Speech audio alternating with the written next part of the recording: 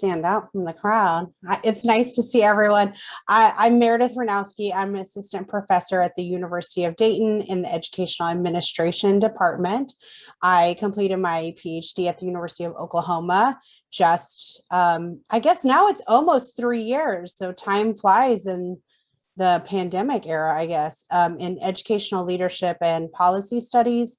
I do focus on scholarship in inequities in K-12 educational spaces, was formerly a principal and a longtime science and math teacher in an urban school district, Oklahoma City Public Schools. So I try to leverage, my practitioner experience and those stories and bring those forth in my work. So I'm excited to meet everyone and more excited to grow.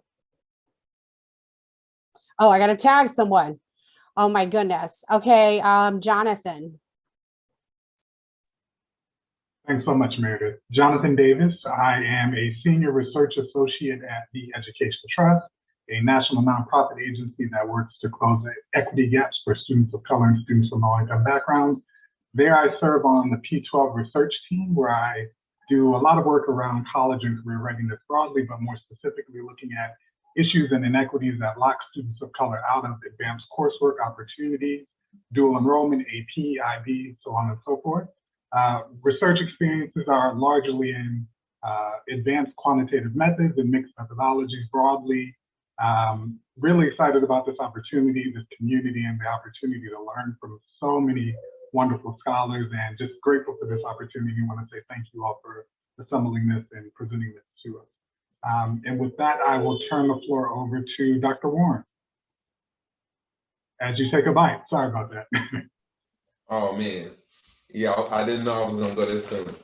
Hi everybody, I'm Cesare Warren. I am an associate professor of urban education and teacher education at Michigan State University.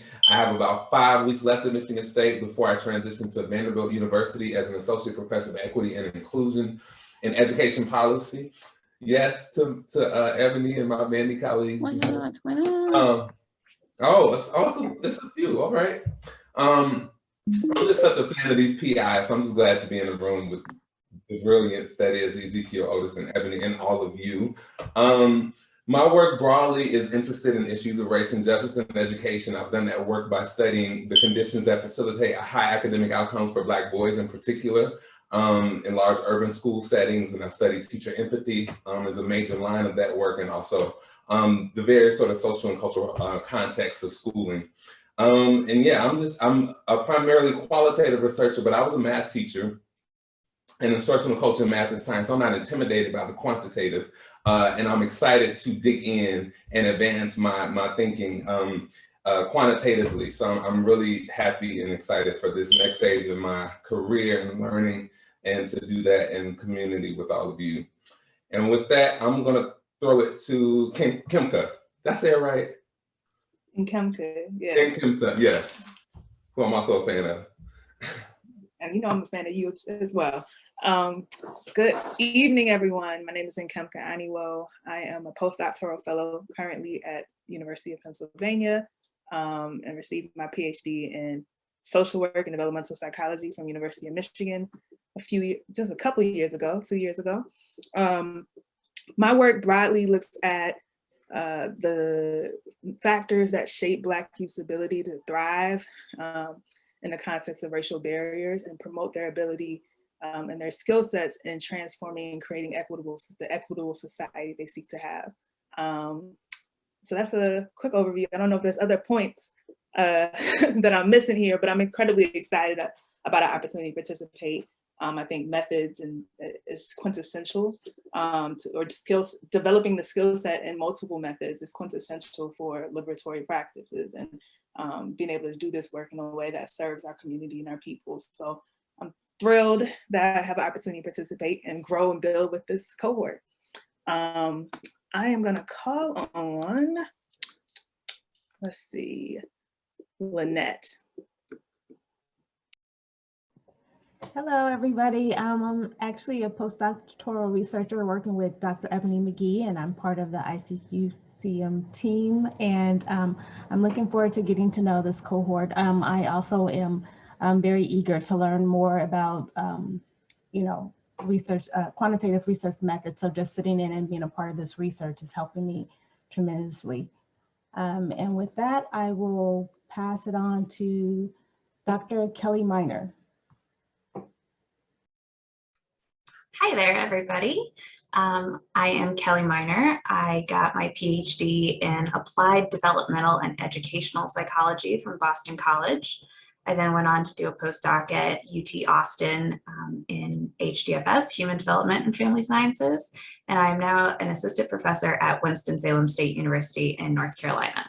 So I've kind of jumped all over. I'm also from Atlanta. So Atlanta, Boston, Austin, Winston. I've gone through lots of weather options. So I do research on trying to get more underrepresented groups to and through college.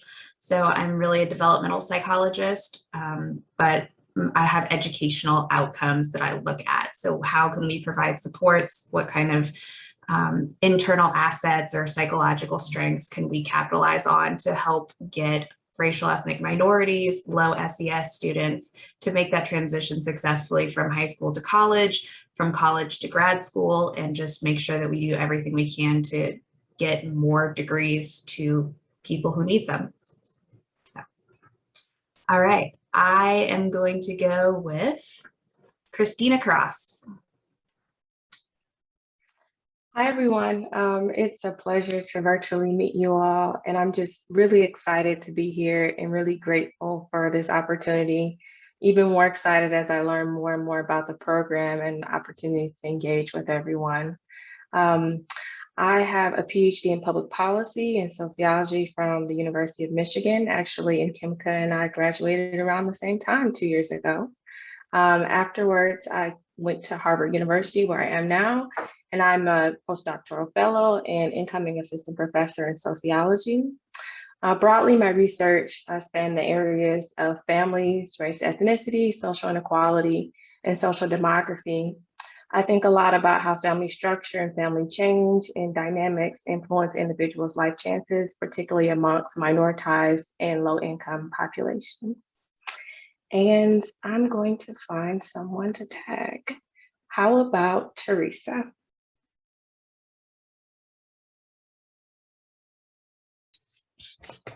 If I can figure out where I am now on the screen. Okay. Hi, everyone. I'm Teresa Rocha-Beardall. I'm an assistant professor of sociology, criminology, and American Indian Studies at Virginia Tech. But I'm heading to the University of Washington's Department of Sociology in a couple weeks. I think it's a pandemic at some point. I'm headed there. I come out of ethnic studies training first and legal training before I went to sociology. So I went to law school at the University of Illinois, and I specialized in federal Indian law. Then I went on to Cornell, really for methods training, and got my PhD there in 2019 in sociology. So what I do is I essentially study how law and legal actors use institutions to create and manufacture inequality. And I do that specifically around issues of policing. So my dissertation work is on how municipal governments control budgets, work hand in hand with police unions to promote the possibility of police misconduct. And everyone thought that was really silly prior to the summer of 2020. Like, why are you in City Hall? And I was like, that's where the money is. And then the second area of work really looks at how policing in Indian country kind of reveals larger kind of lessons about power and inequality for the US more broadly. Let's see, I will go with David. Thank you. My name is David Rangel. I'm an assistant professor of education at Brown University. I'm a sociologist by training. My PhD is in sociology from the University of Wisconsin-Madison. I guess I study the relationship between education and social inequality, with emphasis on the Latinx experience in the United States. My research mostly examines family-school relations, focusing on how social class, race, ethnicity, and the broader social context structures relations within families, between families, and between families and schools. And I'm really interested in understanding how, or documenting how Latinx parents' experiences in school settings and to understand if and how to what extent they pass on their educational advantages to their children. I'm really excited to be a part of this group, to learn with you and from y'all. And let's see, oh, I said y'all, I'm from Texas originally, born and raised. So yeah, I'll throw it to Shauna. Hi everyone, I'm Shauna Carlisle at the University of Washington, Bothell. I'm an associate professor there in the School of Law, Economics, and Public Policy. I'm really happy to be here. I've been looking forward to this for weeks now, just to meet you all and to work with you. My research is in social determinants of health. I push back against the framing of Black populations as homogenous, and I examine ethnic subgroup differences in appraisal of daily hassles as discriminatory, and the cumulative effects of experiences with discrimination across the life course on chronic health conditions. Great to meet you guys. Oh, Charity. Hello, I'm Charity Clay. I'm currently a sociology and African diaspora studies professor at Xavier University of Louisiana. I am the head of our concentration in crime and social justice, and my particular research focuses on trying to create a framework for understanding systemic police terrorism, right? So for me, it's not about policing as much as, and Teresa, I'm listening to your work. It's about, you know, the city budget. It's about the way seeing Black death in media is traumatizing. It's about the way that police brutality is normalized through TV. So it's kind of putting together all these aspects that we often ignore when we focus on Black death by use of force. So it's looking at all the other things. And specifically, it came out of seeing my students. Before this, I was in Oakland. I spent the majority of my adult life in Oakland teaching community college at Merritt. And a lot of my students just on a daily basis were engaged with policing in a very hostile and harmful way. So it's looking at the impacts beyond death or aside from death that we often ignore. I'm super excited to be among so many great people whose work I'm like familiar with. So I'm standing out just a little bit. But also for me, it's about being better in teaching my students about methods, right? Specifically for me at an HBCU, making sure that my students understand how to be critical of methods, but also how to engage in theory and praxis. So I'm just super excited to be here and glad to meet everybody. And I will tag Catherine. Hi, everyone.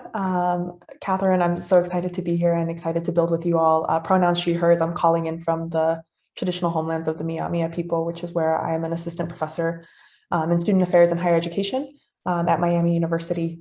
I graduated with my PhD in August of 2020, and then the following week started this position. So it has been a whirlwind of a transition, moving cross country and starting here. And so I got my PhD in education, specifically in the higher education and organizational change program at UCLA. And the work that I do, I identify as a critical organizational theorist. And what that means is I really view organizations not only in their potential, but also in the ways they serve as vehicles of manifesting harm in the community, specifically with college students and faculty and staff in marginalized and intersectional identities. And so I think about their potentials in their function and dysfunction in the work that they do. So that really translates into studying institutionalized racism and violence and harm, and how institutions are not liberatory vessels, but what does that look like on the day-to-day practice, as well as thinking on it as from a historical lens as well. And so very excited to be here. And I will pass it to Angela. Thank you, Catherine. Posona Tanwe Makana Kalo to all of my relatives. I am calling in from the Menominee Nation of Wisconsin, where I was born and raised, and I am a postdoctoral research fellow at the University of Michigan, so I'm working from home. I am going to be an assistant professor at the University of Wisconsin School of Nursing, starting in August. And prior to coming back for the PhD, I have a lot of clinical and community experience in social work and public health. So my PhD was in social work at the University of Washington, which I finished a couple of years ago in 2019. My research is focused on the health benefits of nature contact, and I'm still looking for a more indigenized word for that. I mean, there are many, but I just submitted yesterday a diversity supplement, my first federal grant ever that I ever submitted. And actually, my background is largely qualitative. I was very intimidated by numbers and science and had very low confidence about it throughout my whole schooling. And even in my PhD program, I wanted to drop out a lot, but I really faced that challenge and came back to it at the end of my PhD and did an MPH and started doing regression analysis. So I really want to move in a mixed methods direction. I want to be able to build measures and also do intervention development, because that's really important in our communities. And I know others have talked about this, but we really are lacking, you know, in research, you know, measures and interventions that are for our people and by our people. So I want to be part of using my research skills to bridge that gap. And I also want to be able to help young people in my community to see their belonging here and the need for them too. So Matchwawan, and thank you everybody so much, and especially our leaders for putting this all together. And I'm really thrilled to be part of this and looking forward to meeting you all in person too.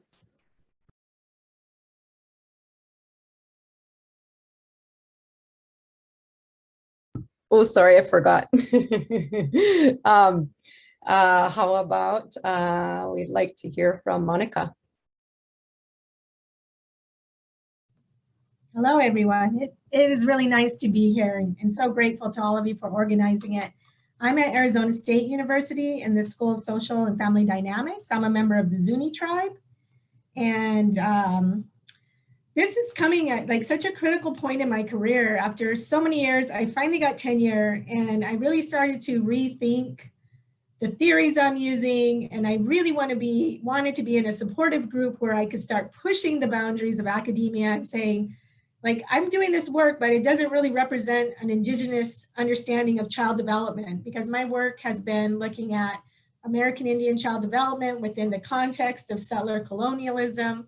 And why do we keep talking about all these negative outcomes when you created them? So let's change that. Let's change. I'm like so tired of writing papers where we start by saying all the things that are wrong in our communities. Let's start by saying all the things that are right in our communities, but there's just no support for that. So I'm just so excited to be here. And I came from teaching 2 undergraduate stats classes back to back. And I was asked if I wanted to stop teaching undergrad stats. And I said, no, because I work at ASU. It's a diverse community. I have so many undergrads of color, and I want them to see a woman of color teaching stats and saying, you can do this. If I can be up here, which I never in my wildest dreams as a young person thought I would be a professor teaching stats. And here I am today. So I'm like, please don't make me not teach stats anymore. You know, I think it's great to be able to reach kids. And I just had 2 of my students say, I thought I was going to hate this class and I love it. So really happy to be here. And I'm hoping that when I'm done with this, I can teach the graduate students stats.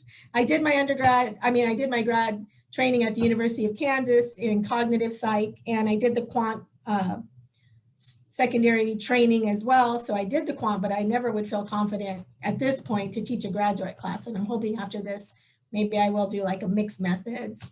But again, my research is on executive function, and I look at how we can support executive function development in children of color, because I think many of the activities we do, like singing, dancing, community activities, those support executive function development, and we need to bring our strengths to bear towards helping our children succeed.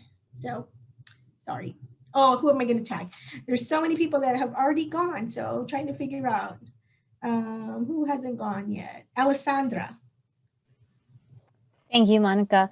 Hi, everyone. I'm Alessandra Vaso Bienrich, and I am a first-year assistant professor at Worcester State University in Worcester, Massachusetts. I did my PhD at the University of Massachusetts, Boston in sociology, and there I got a graduate certificate in survey research.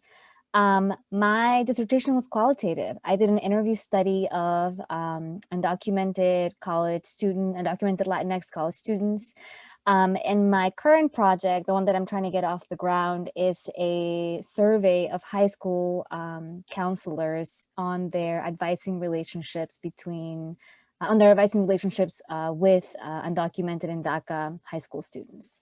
So that's what I'm currently doing. I also teach, I'm going to teach stats in the spring of 2022.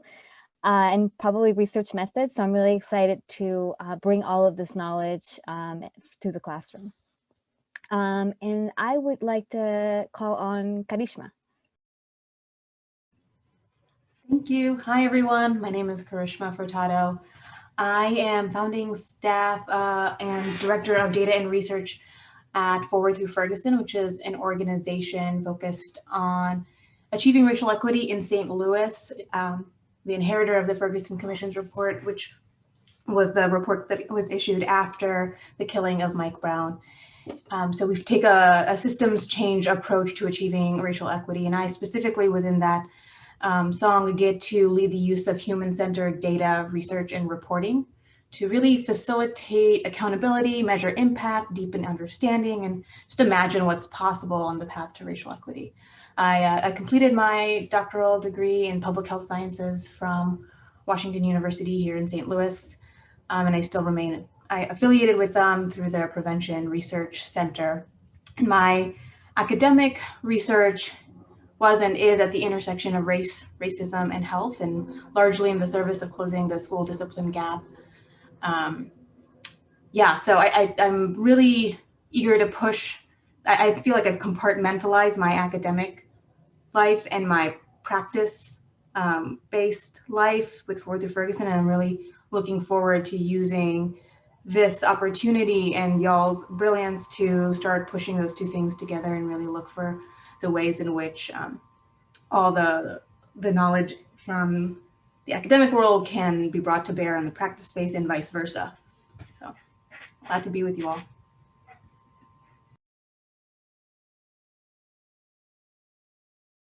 Oh, I did it too. Sorry, guys. Cynthia. Hey, everybody. My name is Cynthia Burnson, pronounced she, her. Angela, I'm currently spring breaking in Mishicot, Wisconsin with a pile of kids. So Potawatomi land, and my typical home is Madison, Wisconsin, the ancestral land of the Ho-Chunk. So yeah, it's nice to see you all. I'm just so excited for this. I'm just going to learn so much, and I'm just honored for the opportunity to soak up this brilliance. I work for a national nonprofit called Evident Change, thankfully renamed from the National Council on Crime and Delinquency. Is an over 100-year-old research nonprofit that works primarily with child welfare, juvenile justice, criminal justice, and some education. We work nationally and internationally in those spaces. And so for me, what that means for me is provide research and technical assistance to, policymakers directly, mostly in child welfare, but we also do some police monitoring and other work in that space. So yeah, really excited to hear about the different areas. My PhD is University of Wisconsin-Madison, Human Development Family Studies. I'm loving hearing some of these fellow developmentalists and also UW-Madison alum. My research was on children of incarcerated parents and sources of family resilience for kiddos in that situation in Wisconsin. Yeah, I'm excited. I think that's all I got. Let's see here. Now I get to play the game of who has not gone. Cricket. Hi, everyone. My name is Cricket, although officially Maria Cristina Limlingan. Thanks again. I'm really excited to be here too. I'm originally from the Philippines, and I moved here for grad school. I got my PhD in child development at Tufts University in Boston, and I did a postdoc at Teachers College, really interested in supporting teachers and educators who work with children who speak multiple languages. I've always really been interested in mixed methods, approaches to quantitative and qualitative work, and really trying to understand and improve the quality of educational experiences for young children who speak multiple languages, and engaging their families, as well as conducting community engaged research work. I'm currently at Cultivate Learning at the University of Washington. It's out of the College of Education. It's a research center there that's really trying to bridge the gap between theory and practice and in early education, and also expanded learning opportunities, so out of school time. So we work with the state and some nonprofit and community organizations, and that's why it's really great to kind of think about methods in different ways and like how we can involve different partners in the work. I'm currently working on the Partnership for Pre-K Improvement Project, which is where I'm the research lead for the Washington Research Practice Partnership. And we're looking at ways that we can work with the state to improve their state-funded preschool. So I think I need some help in figuring out. I think Hajar, yes, thank you for raising your hand. No problem. I always get anxiety with the popcorn, like it feels like being in gym class and you're afraid of getting picked last. But anyway, hi, I'm Haj Yazdiha. You can call me Haj. I am an assistant professor of sociology at the University of Southern California. I got my PhD at UNC Chapel Hill in 2017.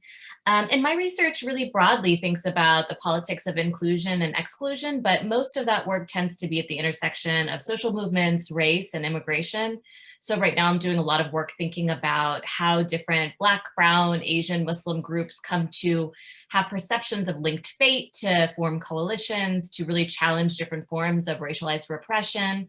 And then also their dynamics, their sort of relational forms of mobilizing against white supremacist movements as well. And so I think one of the things I'm struggling with a lot is that it's so hard to measure white supremacy. You'd think it'd be easier, right? Because we see it all the time, but it's always the place where people ask you, how can you measure that? Like, how do you know it's not XYZ? And so I have been so frustrated with this that I'm here and I'm so excited to learn from all of you and to think about different ways to measure that and capture it. And really, make the point that once and for all that it's real.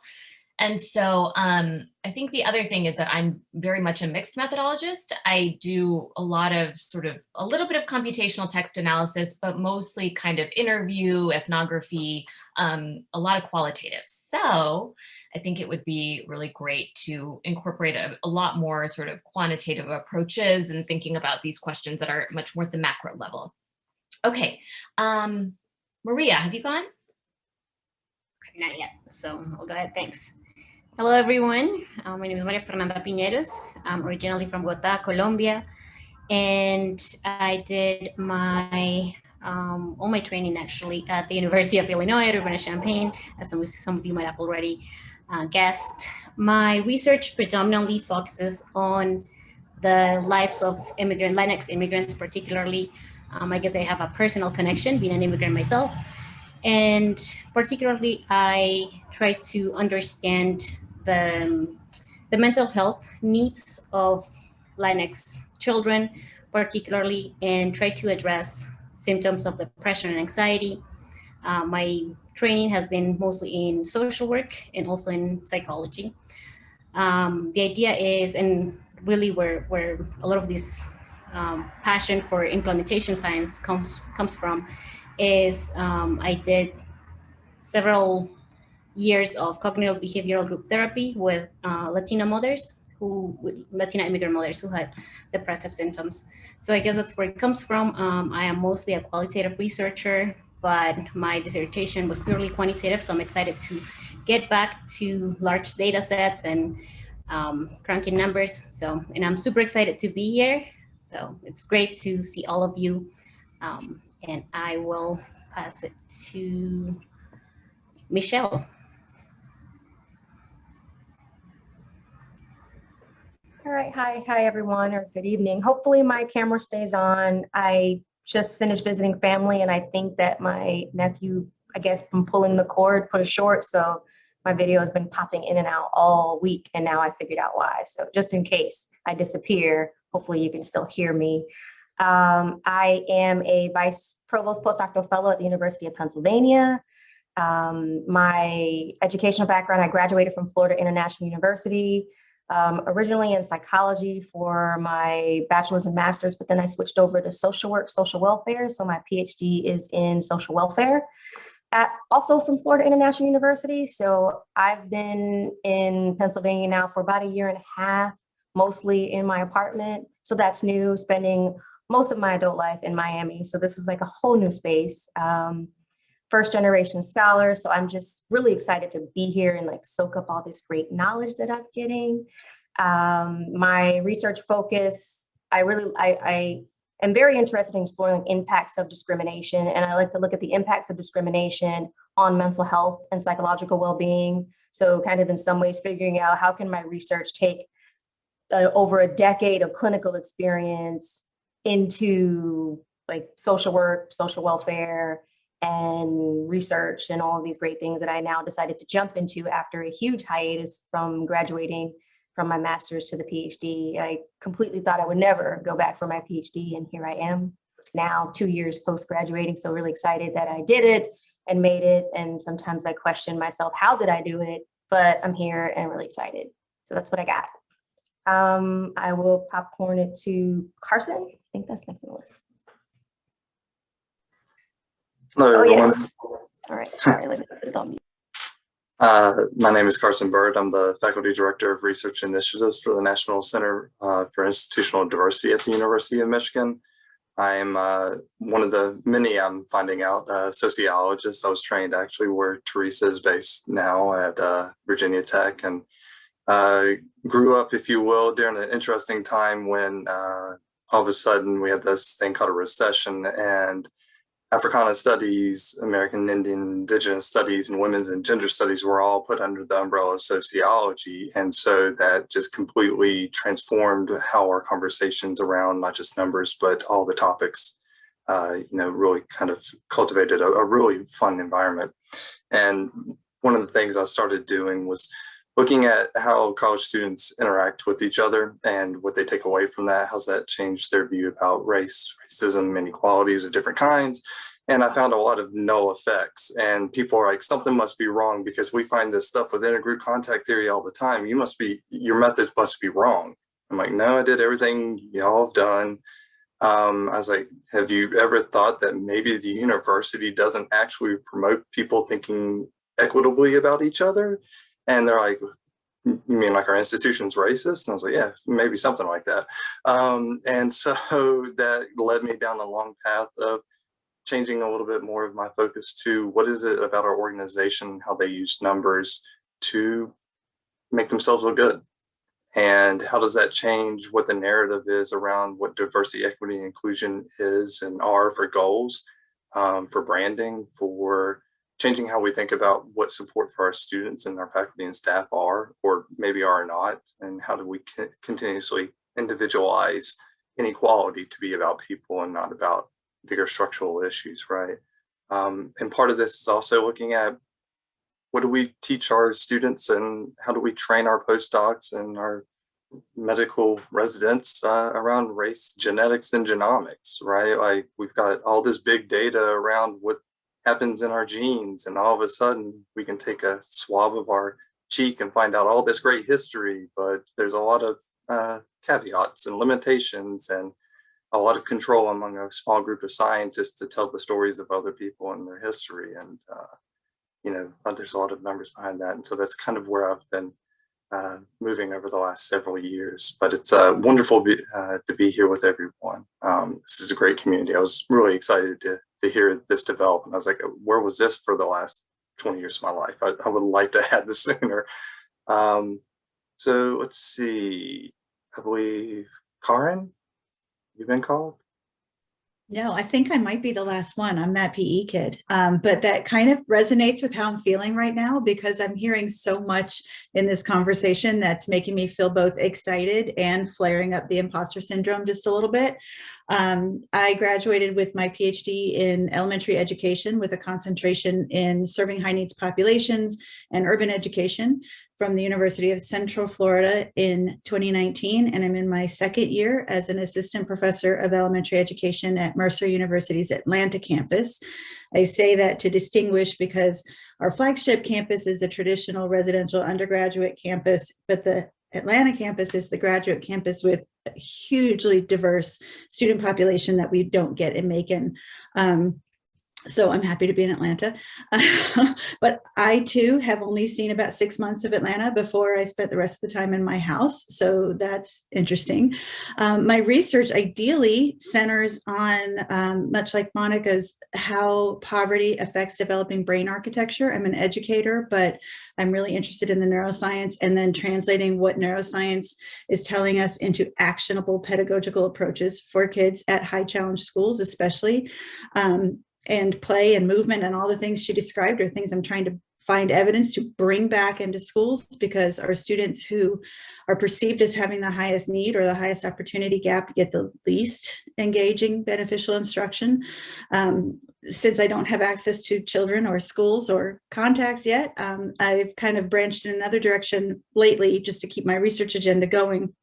And being in teacher preparation, I've been doing a lot of work with embedding social justice standards into elementary teaching and helping teacher candidates figure out that you can and probably should integrate across disciplines, but especially outside of strictly academic disciplines into social justice, social emotional development, creative development, all those kind of soft skills that we know are increasingly important that have been cut out of schools, especially in high challenge areas. I consider myself a quantitative methodologist, but I would like to be a stronger, more robust quantitative methodologist. And I heard so much in this conversation that made me want to reach out to all of you and think, I'm sure we can partner on something somehow. So I'm really looking forward to this opportunity. And I think I'm the last one, Otis, so I think that goes back to you. Right, you are. So that was everyone that's a scholar. There are, I think that that is everyone that's a scholar. Let me look at my, I don't see any scholar hands waving, me. So I'm assuming that we got all of the scholars. So at this point, I know we are at an hour and a half. I did want to do two things, if you don't mind me stealing just a few more minutes. One is to introduce the ICQCM staff. That's also on the agenda. And I think you've met the PIs already. And then Lynette was picked in the popcorn. And so you've already met Lynette, postdoc extraordinaire at Vanderbilt. And now there are two additional, there's Amorcia. Do you want to unmute Amorcia and introduce yourself if you're still on? I'm here. Right. I'm Marcia Hill in unstable internet land in Boston, and I'm your external evaluator, which means that I'm trying to understand how ICQM will evolve, and I'm very interested in hearing about the co-creation from an incredibly brilliant group. I must confess, I'm a sociologist, and this feels like a homecoming, right? It's a homecoming for a sociologist who is interested in social justice, equity, institutional transformation and change, building up our human and social capital, and all of that. And what has been really quite fulfilling is the fact that I hear so much in your presentation that brings me back to places from whence I've come. So I'm really looking forward to what we can develop out of this experience. I hear sociology, I hear Boston, I hear the Education Trust, I hear health disparities, I hear social work. I'm a social worker by training. I work out of a medical school. So much of this really resonates, and I'm so happy. Somebody said, where was this 20 years ago? That would be my question exactly. Thank you, So Marcia. welcome, and we will have a wonderful time together. Great, and I think Amma is Amma on as well? I don't see her. I am. I'm here. All right. Yeah, I had my video off. Okay.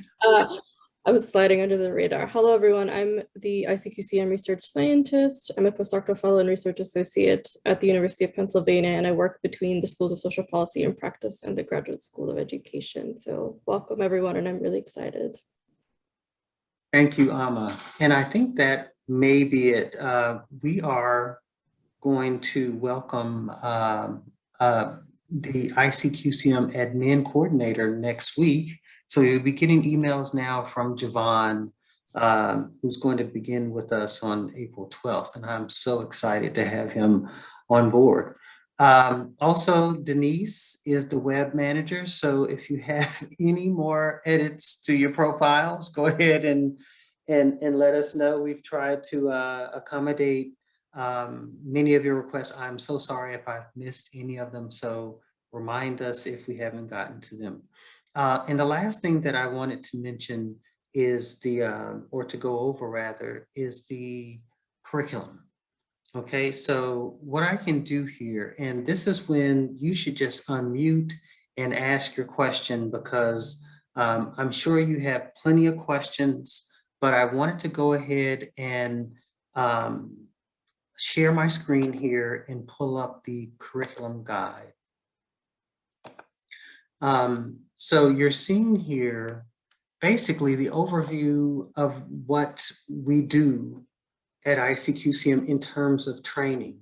And so the way that the curriculum is structured in the Institute is that we have a core curriculum, right? And it's there that you're going to get many of your seminars about theory, frameworks. For NSF QCM, it'll be broadening participation. And then we move into, oh, by the way, the core also includes your professional development as well.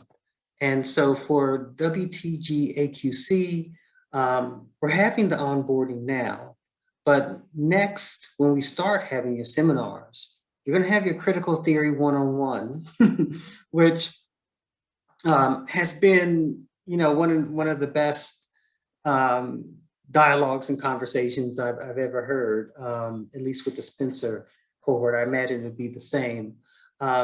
And then we'll move into inferences and mechanisms. I'm going to skip over R because you already have a handout for that. And then learning from the PIs who infuse critical research, how critical scholars navigate academic research communities. That's more of a professional development. Do foundations support critical work? There you will hear from the foundations. For instance, the recording that you have at the ICQCM website includes a representative from Chan Zuckerberg, William T. Grant, and forgot what the organization of the third person. NSF. NSF, okay. And so we're going to keep doing that and keep introducing you to program officers and foundation resources, because forming those relationships are really critical. So I also want you to know that while this is here, there are two things you should keep in mind. When I say this is here, I mean your core WTG AQC lineup here. You also will have access to what's happening with NSF because they are undergoing it simultaneously. Okay, so that's another opportunity. And then second, there is potential for us to offer things other than what's on here. So if there is something that is particularly interesting to you, for instance, our Indigenous scholars might be interested in this down here, Indigenous data analysis. That is not offered under WTG, but it is offered under NSF. So just to let you know that you can think about this document a little more holistically, and then also potentially have things added if we have the capacity to add them. And of course, we'll let you know if we don't. But I think our bench of Institute Fellows is pretty deep. So it's possible that we can accommodate your requests. Next are your electives. So in this case, we don't expect everyone to take everything. And again, this is all virtual, okay? So there will be something totally different for the in-person when that happens. But right now, this is what will be lined up. And again, not all of these might be offered within a certain time period, but I just wanted you to know that these are the topics that are likely to be offered or covered in seminars. And just to be truthful, our Spencer Scholars started on January 8th, and they had 2 sessions every Friday and a session on Saturday from January 8th to March 3rd. They went through 18 different seminars during that time, and it was intense. Okay, so there may be some intensity here. They were doing it during the school term. Now, you all will be doing this during the summer, so it might be more convenient for you. But I just wanted you to know that there may be things that you will miss because there's so much coming at you, and we understand that. We record everything, so what you miss, you could actually view online in a synchronous or recorded, I'm not synchronous, but asynchronous or recorded format, okay? Now this is just the virtual. So after that, we will move into coaching. We're going to be scheduling your in-person as well to begin in, I think we're shooting for September to bring everyone together. And during that time, I know it's school time, but we're hoping to have you come in and miss just one day on Friday. I hope some of you can find people to cover your classes on Friday. Come in Thursday night, stay to Monday. And so we're trying to accommodate the summit structure, which was supposed to be offered in the summer, but we're just uncomfortable offering it this summer. We're going to have to wait a little while until those vaccination numbers get up. And we're just hoping that they'll be high enough for us to all feel safe coming together in September. You know, Otis, just one quick thing I want to hop in here with. One of the things that I think the pandemic, and we've talked about this, that has brought about an enhancement to ICQCM and how we're bringing the material across, is the fact that we are using online, so synchronous and asynchronous material, whereas before it was going to be all in person, right? So this has just been a value add so that all you will have the opportunity to go back, re-review it again, look at it again, and then you'll have the message board to ask the questions that you might have still existing. Like, I think literally we can think about this as a way of just how this just brings so much more value add for you all and more material for you all to work with as you're trying to make sense of and develop through the material. And the other thing I invite all of you to do is to actually send us maybe things that you might prefer. For instance, we're not going to offer the biomarkers course if there aren't more people interested in biomarkers, right? So we would like to kind of conform what it is we offer, because we definitely don't want a seminar with no one in attendance, right? So if there's something that you just absolutely want, definitely let us know among this list, and we can see what we can do. But I am hesitant, and I think we all are. The PIs are hesitant, not me, but the PIs are hesitant about scheduling courses that don't fit your own research needs. Ultimately, these skills we hope will further your own research. And so when you pair with your individualized coach, you're going to be working on your research. You're not going to be working on ICQCM content. Okay, you're going to be applying content. And so please let us know what content will help move your research agenda forward. And I see some comments in the chat. Are they questions? Should I just keep going? Because I know people are needing to drop off soon, and there's one other thing I think we should talk about. I just had a quick question. Sorry to Go interrupt. ahead. It was just if we should email the whole group of PIs with their preferences or just a particular person, just to not. Actually, I would, go ahead, please, Ebony. One of the things that we didn't talk, I don't think that we talked about today, we're going to have a focus group prior to your training, and then we're going to have one afterwards. So one of the questions that we'll be asked in the focus group, are they additional topics, subjects, trainings that you want? So if we don't capture it there, then you can feel free to, email us.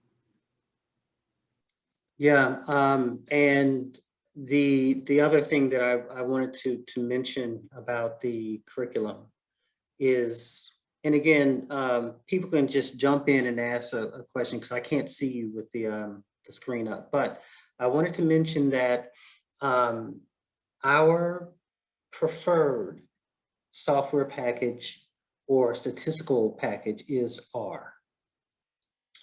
We offer all of our content unless it is content specifically to learn a different package. For instance, with the Spencer cohort, we offer Tableau because we thought it would be a good tool and useful for them. We also did data analysis with Python. We wanted to expose them to a different software platform for computational methods. But everything else will be in R. Okay, so we've offered and paid for you to have access to our asynchronous R training immediately. Okay, and it is the R Studio. It has 4 different components to it. You've received the document already on how to access it. It's a hyperlink. It takes you right to the R Studio website that hyperlink does. And then there are individuals that are there to answer your questions about that asynchronous content. Okay, that is a go at your own pace program. It is asynchronous. There are no meetings for it. You just complete the exercises. Now, I am sure that some of you will have questions about R, okay?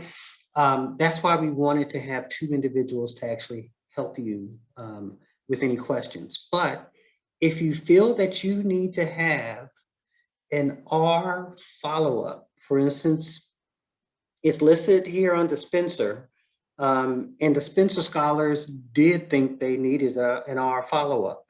If you feel you need to have an R follow-up, meaning a synchronous opportunity to learn R, let us know, because that needs to be scheduled pretty early in your seminar sequence, right? Because if you think that you need more support with that, it's really going to impact the rest of your experience with the curriculum.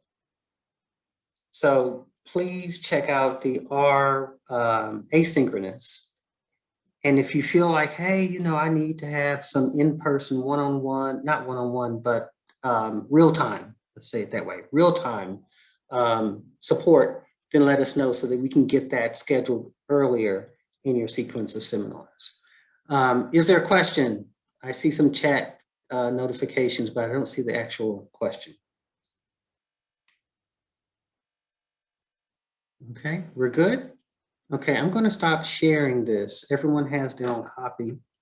And from there, I guess what we can do is just kind of have like closing reflections. Can we do that? Do you think that's a good idea? Any thoughts as we segue and transition here back to our evening? I don't know if everyone is in evening time yet, but I know we are here on the East Coast. Okay, oh, one last thing.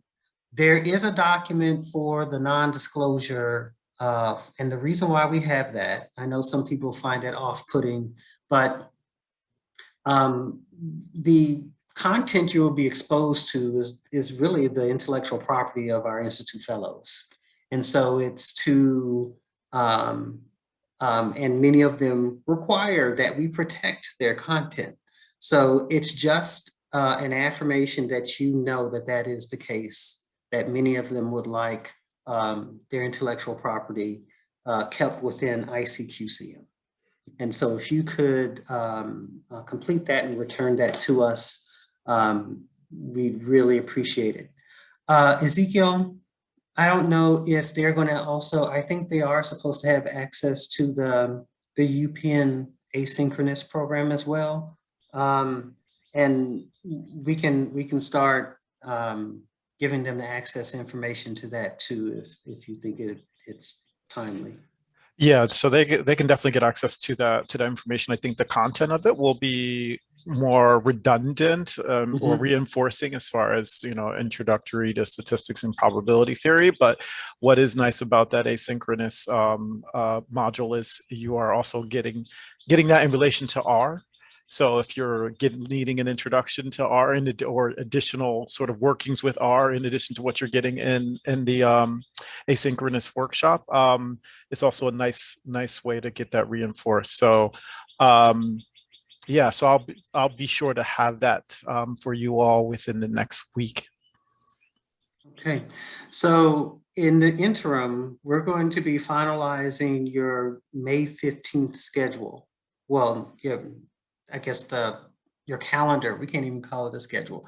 Starting May 15th, we'd like to start scheduling seminars. And once we get that time period scheduled, then we'll send you your calendar and your calendar invites and so forth. So we're looking forward to it. We're excited. And I'm so happy that we're here together and we're going to do this together. So PIs, any last words, thoughts? Okay, well, we're done. All right, thank you all. See you soon.